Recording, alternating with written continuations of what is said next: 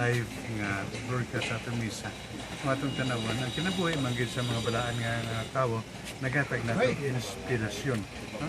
Ingon ko, St. Vincent de Paul, kapalo kamamot no, sa ilang kasimple, labaw sa tanan silang gugma sa Diyos.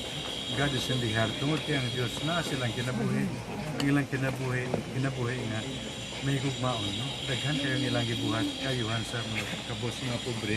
O kunta, alang na itong tanan. No?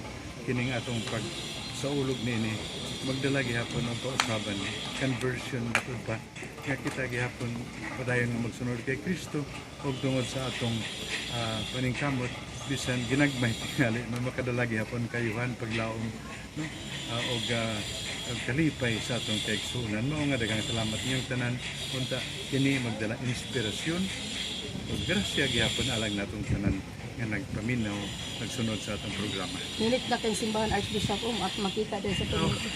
ginanos na to kay na nga karon tanan daghan tawo sa gabas pero unta nag-share ko maman ni nindot dako nga simbahan.